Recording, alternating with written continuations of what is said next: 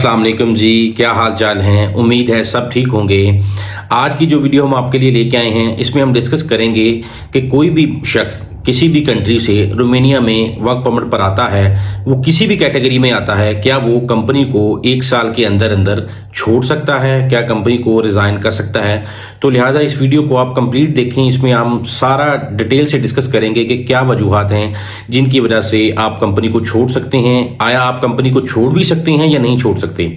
मैं थोड़ा सा आपको बैकग्राउंड इसमें का बता देता हूं। जब रोमानिया ने खुद को एशिया के लिए और अफ्रीका के लिए या डिफरेंट कंट्रीज के लिए वर्क परमिट के लिए ओपन किया था, तब बहुत सारे लोग रोमानिया में वर्क परमिट पर आ रहे थे।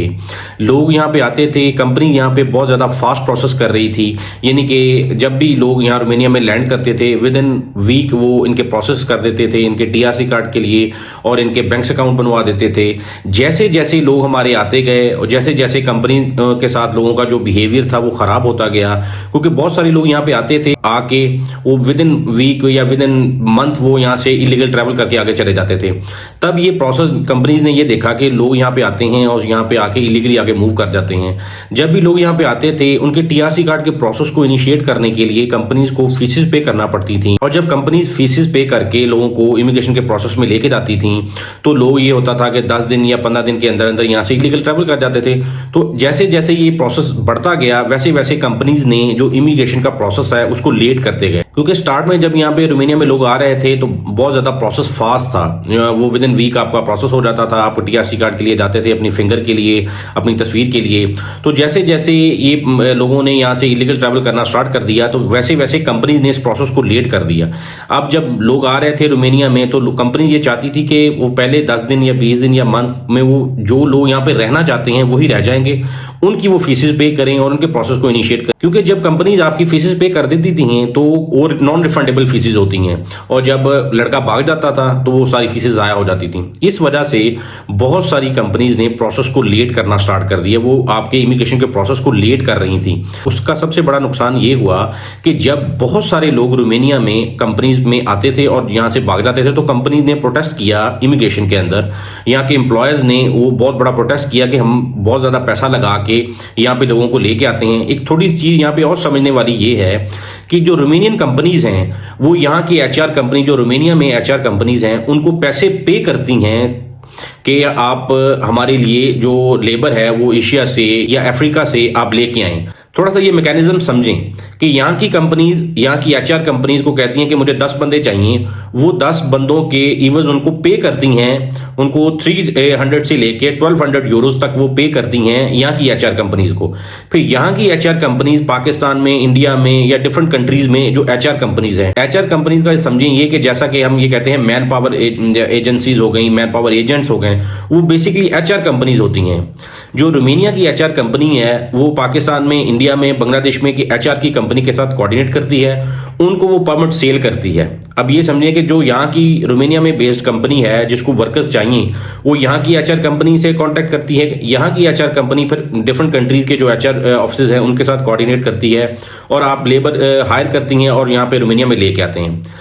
असल में हुआ ये कि जो कंपनी यहाँ पे वर्कर्स के लिए पे कर रही थी उनको तो डबल नुकसान हो रहा था। एक तो वो ये नुकसान बियर कर रही थी जो वो वर्कर्स को लेके आने का एक्सपेंस बियर कर रही थी, और जब वर्कर्स यहाँ पे पहुंच जाते थे तो वो उनके जो इमिग्रेशन के प्रोसेस में जो फीसेस पे करती थी वो भी जाया जाती थी। यहाँ के एम्प्लॉयर्स ने इमिग्रेशन में बहुत ज्यादा प्रोटेस्ट किया, तो यहाँ पे फिर एक लॉ पास किया इमिग्रेशन ने। लॉ पास होने से पहले होता ये था कि लोग यहाँ पे रोमानिया में वर्क परमिट पर आते थे, वर्क परमिट पर आने के बाद कंपनी उनका प्रोसेस करती थी। जैसे ही उनका टीआरसी कार्ड उनके हाथ में आता था वो फ्री होते थे कंपनी को छोड़ने के लिए, डिफरेंट दूसरी कंपनी में जाने के लिए। तो इस वजह से भी कंपनीज ने यहाँ पे बहुत बड़ा प्रोटेस्ट किया, एम्प्लॉयर्स ने बहुत ज्यादा प्रोटेस्ट किया इमिग्रेशन के साथ कि हमें बहुत लॉसेज हो रहे हैं, लोग हमारे पास रुकते नहीं हैं, हम उनके प्रोसेस करते हैं, उनको पैसे पे करते हैं यहाँ पे लाने के लिए, और फिर नेक्स्ट जो मोस्टली लड़के तो भाग जाते हैं और जो नहीं भागते उनके हम प्रोसेस करने के बाद वो कंपनी छोड़ देते हैं। तो फिर इमिग्रेशन ने यहाँ पे कानून पास किया। इमिग्रेशन ने कानून में ये पास किया कि कोई भी वर्कर जो रोमानिया के किसी भी कंपनी में आता है वो बाय लॉ उस कंपनी को 1 साल तक नहीं छोड़ सकता। लेकिन अगर कंपनी चाहे उसको रिलीज करना तो वो दूसरे दिन भी या तीसरे दिन या महीने बाद, 2 महीने बाद, 5 महीने बाद बायलैटरल होता है कंपनी और वर्कर्स के दरमियान कि जी मैंने आपको रिलीज लेटर देता हूं, आप किसी और डिफरेंट कंपनी में जाके जॉब कर सकते हैं।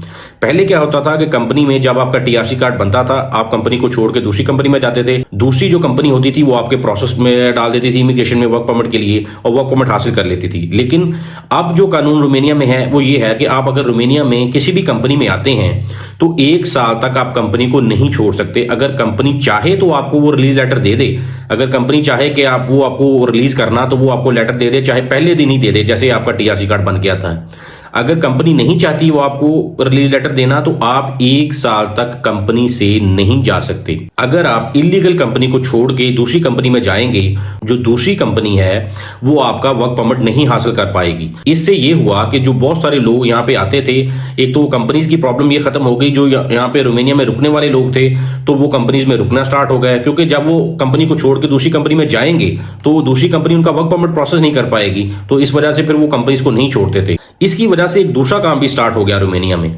रोमानिया में जो बहुत सारे लोग आ रहे थे वर्क परमिट पर, वो कंपनीज के पास आते थे, कंपनीज उनका प्रोसेस करती थी। फिर यहाँ पे जो एजेंट माफिया है उन्होंने ये स्टार्ट कर दिया कि ठीक है जी आपका टीआरसी कार्ड बन गया है, अगर आपने कंपनी को छोड़ना है या आप रिलीज लेटर लेना चाहते हैं तो आप हमें 500 या 1000 यूरो पे करें, हम आपको रिलीज लेटर दे देंगे। अभी भी ये चल रहा है कि बहुत सारी कंपनीज, अगर आप कंपनी को छोड़ना चाहते हैं तो वो कंपनी आपको ये कहती है ठीक है जी आपने यहाँ से जाना है, हम आपको रिलीज लेटर भी दे देते हैं, आप जो आर्टिकल कहते हो उसके तहत आपको रिलीज लेटर देंगे, लेकिन आप हमें पे करें, 1000 यूरो पे करें, 500 यूरो पे करें, 600 यूरो पे करें।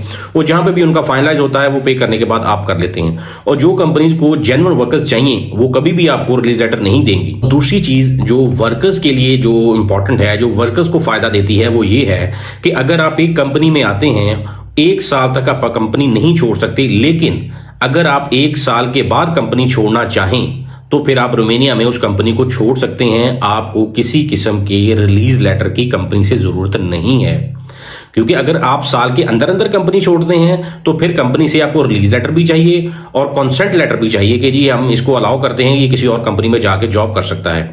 ये चीज अपनी ख्याल में रखें, जब आपको कंपनी रिलीज करती है वो आपको 2 लेटर देती है, एक तो आपका रेजिग्नेशन लेटर होता है, दूसरा कॉन्सेंट लेटर होता है कंपनी की तरफ से कि जी हम इसको अलाउ करते हैं ये कंपनी में, किसी भी कंपनी में जाके अपनी जॉब कर सकता है। और अगर आपको कंपनी रेजिग्नेशन और कॉन्सेंट लेटर नहीं देती तो नेक्स्ट कंपनी आपका वर्क परमिट प्रोसेस नहीं कर पाएगी, वो आपका वर्क परमिट नहीं हासिल कर सकेगी। तो लिहाजा जब भी किसी ने भी अपनी कंपनी को छोड़ना है, पहली बात तो यह है कि वो लीगली 1 साल तक कंपनी को नहीं छोड़ सकता। वो कंपनी को छोड़ इसी सूरत में सकता है कि अगर कंपनी उसको अलाउ करे कि ठीक है जी हम आपको अलाउ करते हैं कि जी हम आपको रेजिग्नेशन भी देते हैं और आपको कॉन्सेंट लेटर भी देते हैं कि आप किसी डिफरेंट कंपनी में जाकर जॉब कर सकें। तो लिहाजा इस वीडियो में आपने ये जाना कि रोमानिया में जो भी वर्कर अब आ रहे हैं वो बाय लॉ बाउंड हैं कि 1 साल तक वो कंपनी को नहीं छोड़ सकते। और जब 1 साल तक आप काम कर लेते हैं, 1 साल के बाद अगर आपने कंपनी चेंज करनी है तो फिर आपको रेजिग्नेशन की या कॉन्सेंट लेटर की जरूरत भी नहीं है कि आपने कंपनी छोड़ के दूसरी कंपनी में जाना है। उससे पहले अगर आपकी कंपनी आपको छोड़ देती है, आपको रिलीज कर देती है, फिर वो आपको 2 लेटर देगी, एक आपको रेजिग्नेशन लेटर देगी और दूसरा कॉन्सेंट लेटर देगी, जिसके जरिए आप नेक्स्ट कंपनी में जाकर अपने प्रोसेस कर सकते हैं। आपका वर्क परमिट इमिग्रेशन रिलीज करेगी। इस लॉ से पहले ये होता था कि बंदे के पास टीआरसी कार्ड होता था, वो नेक्स्ट कंपनी के पास जाता था और नेक्स्ट कंपनी उसका प्रोसेस कर देती थी उसके टीआरसी कार्ड की बेसिस पर। लेकिन अब जब वो कंपनी को छोड़ के जाता है तो इमिग्रेशन उससे 2 चीजें डिमांड करती है। टीआरसी कार्ड तो डिमांड करेगी। सेकंड चीज में वो उससे पूछेंगे कि आपका रेजिग्नेशन लेटर किधर है, और थर्ड चीज आपका कॉन्सेंट लेटर किधर है, जो कंपनी, जो पुरानी कंपनी आपको अलाउ करती है कि यहाँ पे आप दूसरी जॉब ढूंढ के कर सकते हैं। तो आपने इस बात का खास ख्याल रखना है कि कोई भी रोमानिया में जो आ रहा है उसके लिए अपनी कंपनी को छोड़ना मुश्किल ही नहीं, नामुमकिन है 1 साल से पहले। लेकिन आसान इस सूरत में है कि अगर कंपनी आपको रिलीज लेटर दे दे और साथ में आपको कॉन्सेंट लेटर भी दे के जी एक हम इसको अलाउ करते हैं एक डिफरेंट कंपनी में जाके जॉब कर सकता है। हमने कोशिश की है कि जी आपको इसकी डिटेल इन्फॉर्मेशन दे सकें। अगर कोई भी डिटेल जो रह गई हो आप हमें कमेंट्स बॉक्स में लिख सकते हैं, उसके बारे में भी आपको आंसर करेंगे। तो लिहाजा जो नेक्स्ट वीडियो आ रही है उसमें हम ये डिस्कस करेंगे कि अगर कंपनी आपको रेजिग्नेशन लेटर देती है तो आपने किन चीजों का ख्याल रखना है जब आपको कंपनी रेजिग्नेशन लेटर दे रही है। तो मिलते हैं नेक्स्ट वीडियो में, तब तक अल्लाह हाफिज।